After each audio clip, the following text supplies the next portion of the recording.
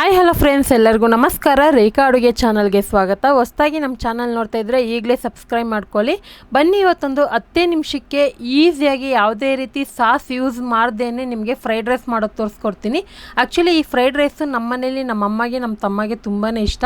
ಯಾಕಂದರೆ ಅವ್ರು ಕೇಳಿ ಮಾಡ್ಸ್ಕೊಂಡು ತಿಂತಾಯಿರ್ತಾರೆ. ಯಾಕಂದರೆ ಅವ್ರಿಗೆ ಸಾಸ್ಗಳು ಇಷ್ಟ ಆಗೋದಿಲ್ಲ.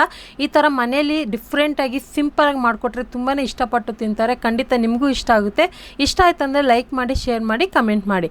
ಬನ್ನಿ, ಇವಾಗ ಯಾವ ರೀತಿ ಮಾಡೋದಂತ ನೋಡ್ಕೊಬರೋಣ. ಸೊ ಇದು ಮಾಡೋದಕ್ಕೆ ಒಂದು ಕಡಾಯಿಗೆ 3 ಟೇಬಲ್ ಸ್ಪೂನ್ ಎಣ್ಣೆ ಬಿಸಿ ಆದಮೇಲೆ ಒಂದು 5 ಪೀಸ್ ಬೆಳ್ಳುಳ್ಳಿನ ಕಟ್ ಮಾಡಿ ಹಾಕ್ಕೊತಾ ಇದ್ದೀನಿ. 3 ಹಸಿರು ಮೆಣಸಿನ್ಕಾಯಿ ಹಾಕ್ಕೊತಾ ಇದ್ದೀನಿ. ಇದನ್ನು ಚೆನ್ನಾಗಿ ಒಂದು 30 ಸೆಕೆಂಡ್ ಫ್ರೈ ಮಾಡಿದ ಮೇಲೆ ಒಂದು ಮೀಡಿಯಮ್ ಈರುಳ್ಳಿನ ಚಿಕ್ಕದಾಗಿ ಚಾಪ್ ಮಾಡಿ ಹಾಕ್ಕೊಂಡಿದ್ದೀನಿ. ಈ ಫ್ರೈಡ್ ರೈಸ್ಗೆ ತರಕಾರಿಗಳು ನಿಮಗೆ ಆಪ್ಷನ್ನು, ಬೇಕು ಅಂದರೆ ಹಾಕ್ಕೋಬೋದು, ಇಲ್ಲ ಅಂದ್ರೂ ನಡೆಯುತ್ತೆ. ಹಾಗೆ ಇದಕ್ಕೆ ಒಂದು ಕ್ಯಾರೆಟ್ ಚಿಕ್ಕ ಸೈಜ್ದು ಮತ್ತು ಒಂದು ಅರ್ಧ ಕಪ್ ಆಗೋಷ್ಟು ಎಳೆಕೋಸು ಬೇಕು ಅಂದರೆ ನೀವು ಇಲ್ಲಿ ಕ್ಯಾಪ್ಸಿಕಮ್ಮು, ಬ್ರೊಕೊಲಿ ಆ ಥರ ಡಿಫ್ರೆಂಟ್ ತರಕಾರಿಗಳು ಕೂಡ ನೀವು ಆ್ಯಡ್ ಮಾಡ್ಕೋಬೋದು. ಬೀನ್ಸು, ಹಸಿ ಬಟಾಣಿ ಎಲ್ಲ. ಈಗ ಇದಕ್ಕೆ ಒಂದು ಕಡ್ಡಿ ಕರಿಬೇವಿನ ಸೊಪ್ಪು ಹಾಕ್ಕೊಂಡು ಇದನ್ನು ಜಸ್ಟ್ 1 ನಿಮಿಷ ಫ್ರೈ ಮಾಡ್ಕೊತಾ ಇದ್ದೀನಿ. ತುಂಬಾ ಸುಲಭವಾಗಿ ಬ್ಯಾಚುಲರ್ ಕೂಡ ಈಸಿಯಾಗಿ ಮಾಡ್ಕೊಬೋದು.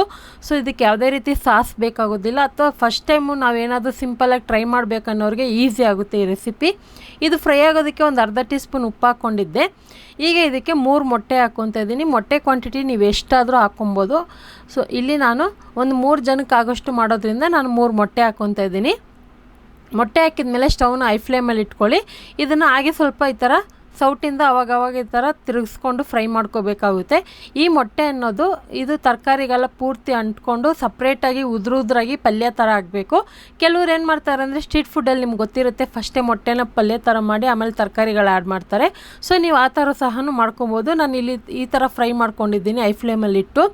ಈಗ ಸ್ಟವ್ನ ಸಿಮ್ಮಲ್ಲಿ ಇಟ್ಕೊಂಡು ಆಲ್ರೆಡಿ ನಾನು ಪಾತ್ರೆಯಲ್ಲಿ ಅನ್ನ ಉದ್ರಾಗಿ ಮಾಡಿ ಇಟ್ಕೊಂಡಿದ್ದೀನಿ. ಈ ಥರ ವೆರೈಟಿ ರೈಸ್ಗೆ ನಿಮಗೆ ಗೊತ್ತಿರುತ್ತೆ, ನಾನು ಆದಷ್ಟು ಪಾತ್ರೆಯಲ್ಲೇ ಗಂಜಿ ಬಸ್ತು ಅನ್ನ ಮಾಡೋದು ಈ ಥರ ಉದ್ರಾಗಿ. ಈಗ ಇದಕ್ಕೆ ಸ್ಪೈಸಸ್ ಒಂದು ಅರ್ಧ ಟೀ ಸ್ಪೂನ್ ಅಚ್ಕಾರದ ಪುಡಿ, 1 ಟೀ ಸ್ಪೂನ್ ಆಗೋಷ್ಟು ಧನಿಯಾ ಪೌಡರ್ ಹಾಕ್ಕೊತಾ ಇದ್ದೀನಿ. ಹಾಗೆ 1 ಟೀ ಸ್ಪೂನ್ ಆಗೋಷ್ಟು ಗರಂ ಮಸಾಲ. ಇಷ್ಟೇ ಸ್ಪೈಸಸ್ಸು ತುಂಬಾ ಸೂಪರಾಗಿರುತ್ತೆ. ಖಂಡಿತ ಟ್ರೈ ಮಾಡಿ ನೋಡಿ, ನಿಮಗೆ ಇಷ್ಟ ಆಗುತ್ತೆ.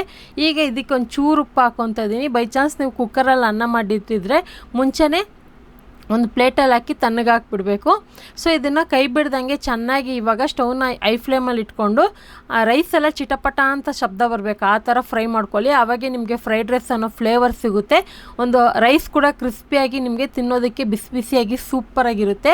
ಒಂದು 3 ರಿಂದ 4 ನಿಮಿಷ ಚೆನ್ನಾಗಿ ಫ್ರೈ ಮಾಡಿದ ಮೇಲೆ ಕೊನೆಯಲ್ಲಿ ಕೊತ್ತಂಬರಿ ಹಾಕಿ ಇಳಿಸ್ಕೊಂಡ್ರೆ ನಮಗೆ ಸೂಪರಾಗಿ ಯಾವುದೇ ರೀತಿ ಸಾಸ್ ಆಗದೆ ಸಿಂಪಲಾಗಿ 10 ನಿಮಿಷದಲ್ಲಿ ನೀವು ಈ ರೆಸಿಪಿನ ಟ್ರೈ ಮಾಡ್ಬೋದು. ತುಂಬಾ ಚೆನ್ನಾಗಿರುತ್ತೆ. ಮಕ್ಕಳಿಗೆ ಲಂಚ್ ಬಾಕ್ಸು ಕೂಡ ಕೊಡ್ಬೋದು, ಅಥವಾ ಈವ್ನಿಂಗ್ ಸ್ನ್ಯಾಕ್ಸ್ ಆಗಿ ಕೂಡ ಮಾಡಿ ತಿನ್ಬೋದು. ತುಂಬಾ ಚೆನ್ನಾಗಿರುತ್ತೆ. ಖಂಡಿತ ನೀವು ಯಾವತ್ತೂ ಟ್ರೈ ಮಾಡಿಲ್ಲ ಅಂದರೆ ಒಂದ್ಸರಿ ಟ್ರೈ ಮಾಡಿ. ಈ ರೆಸಿಪಿ ಇಷ್ಟ ಆಯ್ತು ಅಂದರೆ ಲೈಕ್ ಮಾಡಿ, ಶೇರ್ ಮಾಡಿ, ಕಮೆಂಟ್ ಮಾಡಿ ತಿಳಿಸಿ. ರೇಖಾ ಅಡುಗೆ ಚಾನಲ್ನ ಸಬ್ಸ್ಕ್ರೈಬ್ ಮಾಡಿ. ಈ ವಿಡಿಯೋ ನೋಡಿದ್ದಕ್ಕಾಗಿ ಎಲ್ಲರಿಗೂ ಧನ್ಯವಾದಗಳು.